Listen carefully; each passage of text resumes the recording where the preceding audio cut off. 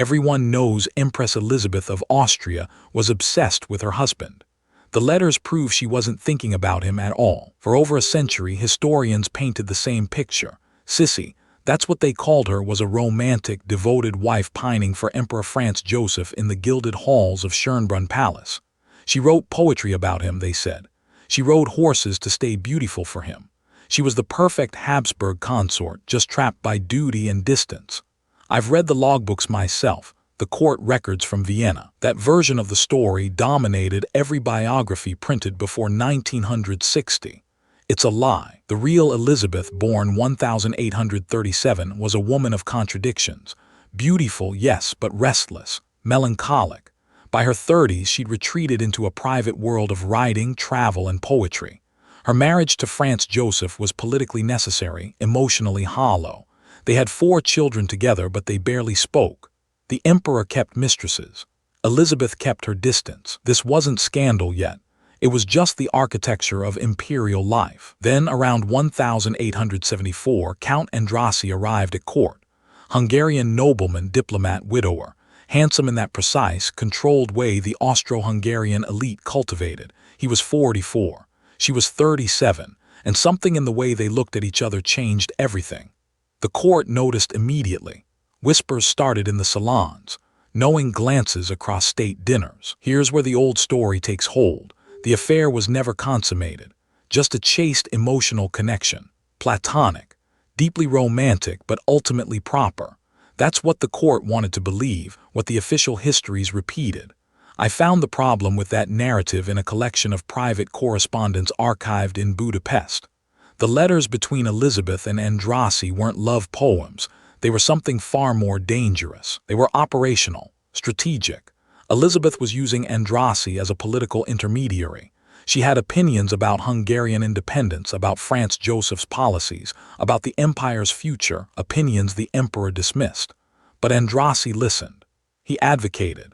He became her voice in rooms where women weren't permitted to speak. The relationship was intellectual before it was romantic, which made it, in some ways, more transgressive. By 1876, the situation had become untenable. Elizabeth was traveling constantly, to Madeira, to Corfu, to anywhere that wasn't Vienna, and Andrássy traveled with her or arranged his diplomatic missions to coincide with hers. Franz Joseph knew. The entire court knew, but divorce was impossible. The Habsburgs didn't divorce. So the question became, how do you end an affair that can't be acknowledged in the first place? The solution was bureaucratic and brutal. In 1879, Andrássy was appointed Austro-Hungarian foreign minister, a prestigious position that required him to be in Vienna constantly, but also bound him to official duties that prevented private time with the Empress. It was a promotion that functioned as a cage. Elizabeth understood immediately. The affair was being dismantled by elevation. She responded by disappearing further into herself. More travel, more isolation. The poetry became darker. She developed what modern doctors might recognize as depression, though the court simply called it her temperament. Andrássy, for his part, performed the role of loyal minister and distant admirer with such precision that historians have spent 100 years arguing whether the affair was real. But here's what the old historians missed. The affair was real because it changed everything. Not because of scandal, because of silence. Elizabeth never recovered from Andrássy. Every relationship after was measured against him. Every journey was an escape from the memory of what they'd shared. The love triangle, Elizabeth, Franz Joseph, and Andrássy, wasn't a moment of passion. It was a structural crack in the empire itself. Andrássy served as foreign minister until 1884, watching the woman he loved withdraw further into exile each year. Elizabeth lived until 1898, traveling the world, never returning to Franz Joseph's side in any meaningful way.